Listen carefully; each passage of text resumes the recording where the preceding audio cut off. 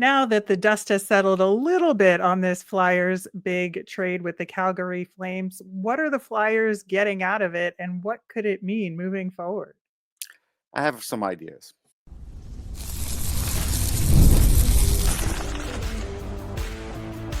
You're Locked On Flyers, your daily podcast on the Philadelphia Flyers. Part of the Locked On Podcast Network, your team every day.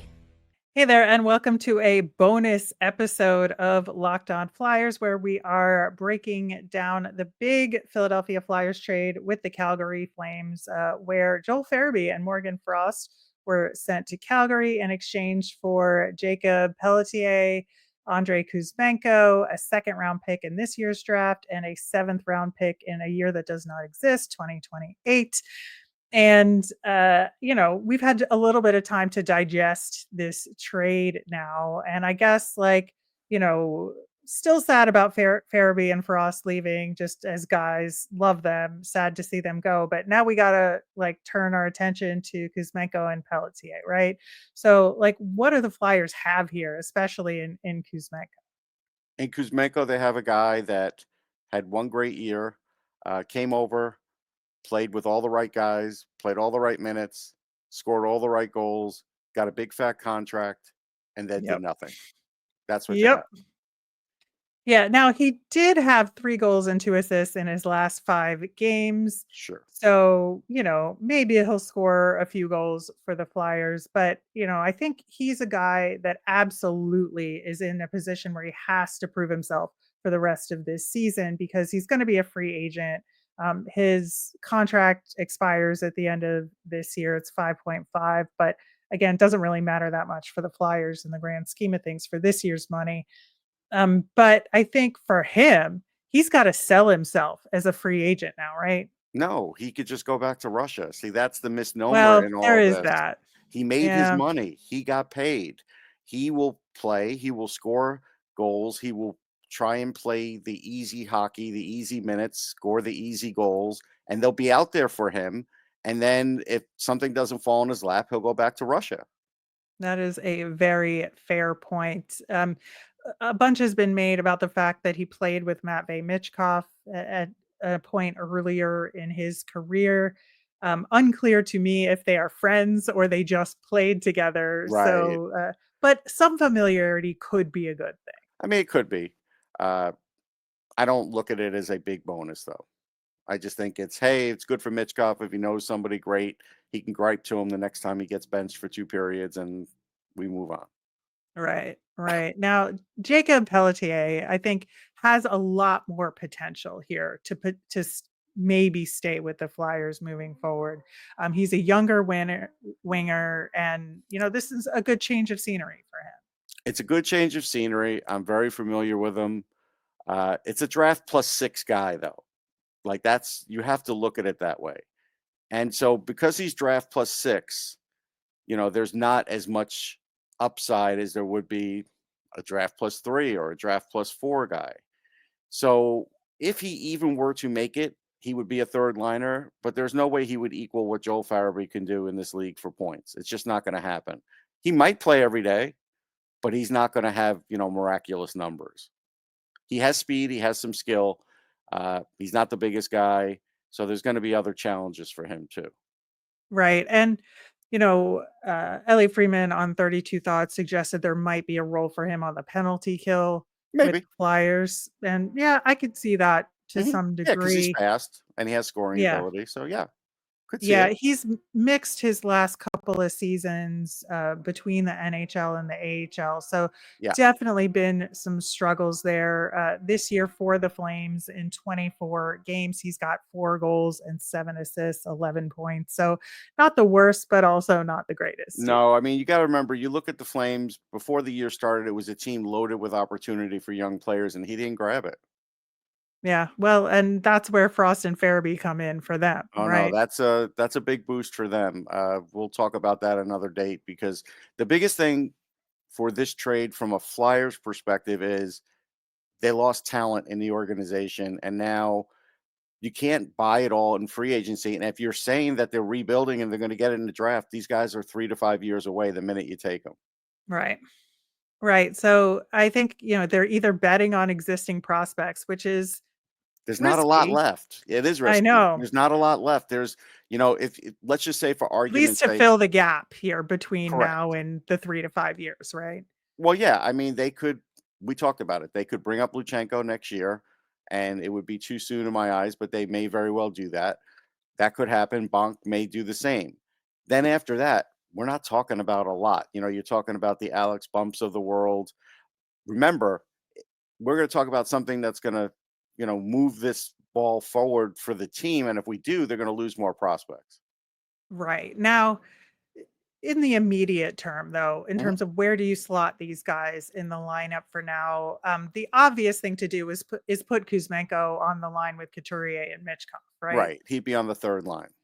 Yeah, and then Pelletier would slot in a line with Scott Lawton at center and Travis Konechny on the other wing, right? Yeah, it's probably too much for him, but yes, to At start, they least probably to in see the short what term, happens. right? Yes. And then I would say that if and when Ryan Poehling comes back, he would slot in at center on Right. that line instead of Lawton. They'd move Lawton back out to wing and either send down Richard or Abels at that point. Right. Yeah, that's what I would see. I think that's right. Yeah. So we'll see what Torts decides to do, but that is our supposition as far as where it all I also goes. Now, there's one other thing to address, and then we'll look at what they might be looking at. Uh, for anybody hoping that John Tortorella wouldn't be there next year, this is John Tortorella's stamp on the team. Making these moves are made with John Tortorella in mind. So just know that. yeah, and I think Frost and Farabee both had their conflicts with John Tortorella, and that is a very loud and very apparent thing Yep. about this trade. Of course, it does clear the Farabee contract Sure. space, and then that's what maybe could potentially lead to another move here, right? Yeah. Yeah. I expect they'll be trying for a few other things. I think they'll try for JT Miller because he's out there. John Tortorella's had him. And yeah, does he, you know, is he a little older than what they've been going for? Yes. But I also think at this point, now that you've given up on two young players that you had and decided they're not right, I don't think the rebuild's going to go exactly to plan and exactly what Danny says anymore. When Danny said he was going to, keep his RFAs, well, Frost was one of them and he didn't keep them. So things are changing. And so that's my point is things are now changing. And so this definition of their rebuild, I believe, is changing. And so I think Miller is one guy and Cousins will be the other. And they'll go after one of them. Yeah, I believe that, and whether it happens is to be determined. I think Correct. it'll depend on the return, and I think that Danny, this is probably the least conservative he's been on a deal in terms of a return going in the other direction, in my opinion. But I think that as far as very specific young talent that are in their lane, they're not willing to give them up, and there are certain guys in the room that they're not willing to give up. Yeah. But yet, and that's where I feel like this is a point where they're starting to change their mind a little bit Correct. on that front. So I will be intrigued to see, even if a deal doesn't go through, if we hear what was potentially on the table for a JT Miller, for Yeah. instance. I just And think at this point now that you've stripped your last bit of center depth and really we don't know about, Paling long term. Uh, like I said, either Luchenko will fill it or they'll get a 1C. And if they get a 1C, Luchenko could be in that deal. Like yep, that's not an impossibility anymore. 100%. So I think it is a very interesting flux point here for the Flyers, Yes. especially leading up to Four Nations and the fact that they made this deal before Four Nations. We talked about, not wanting to be the first big deal on the table, but not wanting to We be the did. last. And we said the second or third deal.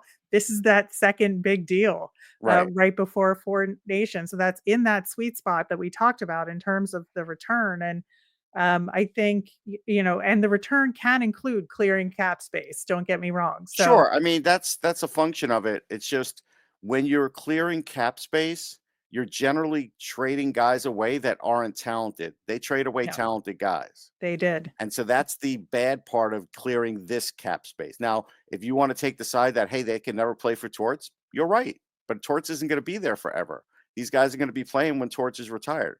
So you have to consider that too. Attending a sporting event or concert or show is an unforgettable experience that brings fans together, and Gametime makes it even easier to get tickets for your favorite events with their new feature, Gametime Picks. It filters out the fluff to show you only incredible deals on great seats so you don't have to waste time searching through thousands of tickets. Recently, I looked for tickets to see Wicked on Broadway. Hadn't seen it in a long time, but after seeing the movie, I wanted to see how it ended. Browsing through the deals was simple. I found great value for all kinds of seats around the theater. The super deal was especially impressive. It offered the best value for the show. The app's features like seat views before you buy and all in pricing with no surprise fees at checkout made the experience smooth and reliable. Plus, the on time ticket delivery and low price guarantee gave me peace of mind. So, take the guesswork out of buying tickets with Game Time. Download the Game Time app, create an account, and use the code Locked On NHL for $20 off your first purchase. Terms apply. Again, create an account and redeem with the code Locked On NHL for $20 off.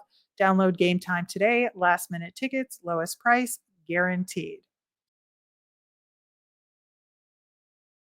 Yeah. Now, there's been some varied reaction to this trade. I Mhm. think, I was initially very upset by it again because trading very talented players for what seemed like not talented players in return seems like a bad idea in the short term. I can see some of the longer term benefits here in terms of that cap space, in terms of, clear if Torts is your guy, you want to have players that can work with him in order to Right. be successful. So I understand it. I still don't love it in the end. This is only a day after the trade. Obviously, time will tell, but I don't love this trade, but I'm not as upset as I initially was. Now, I just look at it analytically, and analytically, the issue here is you cleared this cap space, you've made these determinations. So somebody in the organization or everybody as a group decided that was this. Well, okay. Now everybody in the organization, these same people are going to decide who the next pickups are in free agency when they spend bigger money, which they will, and at the draft, which again isn't the deepest. So these are big decisions now that will yep. affect them for the next 3 to 5 years this year. Like these things happening right now. So that's when I look at it analytically, that's where we're at. That's the pressure Yeah. point. And that's where I'm at, that I can see the upside to it if the next step goes well. And so Mhm. it's the next step that I think is gonna determine whether or not this trade will have been worth it in the end. Y'all out there had some reactions to it as well, wanna dig into some of that. And one of the questions I had, which several people put in our YouTube comments, you know, should they be building around Mitchkov, A, and does this trade help do that? Okay, so yes, they should be building around Mitch Cup. I mean, again, for people that maybe just caught on to this show, like I've been in the prospect game for over 20 years, but I also talk to player development guys, and I've been talking to ASGMs and other people like that for many years while I was on the radio show and when I'm not. And so I've had a lot of information filtered to me, and I've learned a few things, and I've seen a lot. And so, yes, Mitchkov is the future. There's nobody else as good as him in the organization. There's nobody else who they're going to get in this draft that will be as good as him. So he is the guy. And like I said, what they did last night, what last game was not great for development. He's already had his hard love stuff. The ball needs to get advanced now. So Kuzmenko, yeah, for maybe like a very small window, there could be like a little buddy thing going on, but long term, you don't want Kuzmenko to be the guy next to Mitchkov. Not because he doesn't have tools to do it, because of the other things that Kuzmenko does or really doesn't do that you don't want to rub off on Mitchkov. That's the problem there. Right, and I 100% agree. We should be building everything around Mitchkov. How do Yes. we get his offense to its peak? What kind of center do we need? We get that center. It doesn't matter what it takes. Yeah, You he should get that be center. on the second line now. Like it Yep. shouldn't even be a question. Yep, absolutely. Other comments that were frequent, were interesting. People saying this is all because of Tortorella and the friction with Farabee and Frost, and that it's bad to work the team around him, to your point earlier. Right. So coaches are coaches for a reason. Player development people are player development people for a reason. when you start letting coaches affect the player development as far as long term, it's never a great idea because the coaches in the NHL aren't long term. That's my Right. statement on that. That's the way it works. Yeah. There were some people that loved this trade and some people that Mhm. hated this trade. I can see that. I'm in both Yeah. camps, to Yeah. some degree here. Some people saying we gain nothing because those Flames are having terrible seasons. We've already kind of talked through that We did. here. Some people love it because it's, going to make the team objectively less skilled and makes the draft pick bigger. That The last part's time, true. That part yeah, is a good function of it, but the problem is then when you have to start recovering from it next year, you're at a talent it's gap harder. and you Yeah, are going to have to spend money, and that's where it's going to get tricky because it's not like you're the only team that has this extra money to spend. They had right. more Yeah. than they expected, but everybody has more than they expected. Yeah, and the cap estimates just came out, and especially for 3 years down the road, it went up pretty Yeah, astronomically to about 113, I believe, right, and that's exactly when Mitchkov is going to have to get signed. right. So Yeah, they're going to need th- to save for they're that. they're going to need all the money for that. So Right, I think there's only so much you can do with the increased cap for the Flyers right, in their current situation.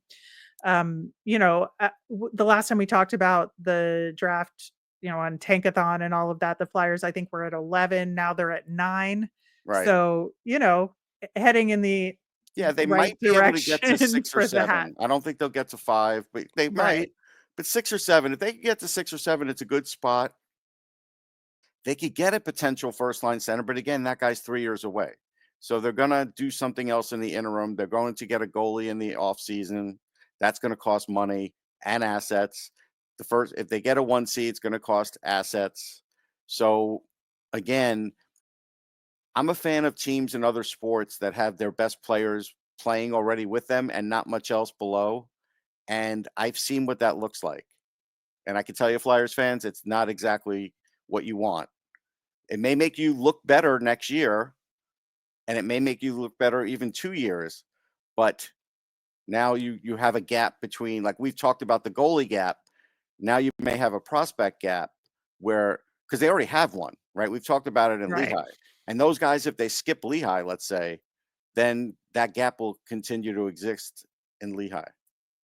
Yeah. And, another common comment is Yeah. something we've talked about in terms of it's a good trade because it clears the deck for the 1C signing or trade or however it turns out to I be. mean, It's that good to part's have mixed. true, Yeah. but and let's just say even if you got Elias Pettersson as that guy, you're still not getting a 21 or 22-year-old. Like you're just Right. not. And so that is the issue here. You're getting someone who's going to be between 26 and 31. Hmm. That's what you're going to get. And that's okay in the short term, but it's not in the long term. And so that's where Right. I'm saying that this is changing no matter what, because that's the only way you get a 1C. You either draft or you do that. And next year, even if Luchenko were up, he's not a 1C. So that's Right, where and you're at. that's when you talk about JT Miller, even if Mhm. it's, say it's him, doesn't have to be him, but at least with him, there's only 5 years left on the contract, and it's slightly less, and if you're paying $8 million a year for your 1C, that's pretty reasonable, I Oh, no, gotta that say. part's reasonable. What you're giving up may not be as reasonable. That And is also true. so, like, you're going to get that. You're going to be like, yes, we finally have the 1C. Oh, we lost our top prospect. All right. I mean, Yeah. you're going to be going through highs and lows like that now. Yeah, yeah, that's a lot of Flyers draftees heading elsewhere in a Yeah. very short period of time, Yep. Including Cutter Gauthier in that Right. And that conversation, so, things started to change at that point. They yeah. did. Yeah, absolutely. All right. Well, there's going to be more to digest on this as time continues. And if the Flyers make any additional moves, the fact that Danny Briere has not had a post trade press conference leads us to believe that maybe there could be more down the road that he might want to talk about all at once. Could be, maybe not, but just a supposition there. At any rate, we'll have more to talk about related to this and the game against the Avalanche on the Monday show. So stay tuned for that, and we'll have our nemesis of the week as well, which could be trade related Could be. with all of this. And stay tuned for that.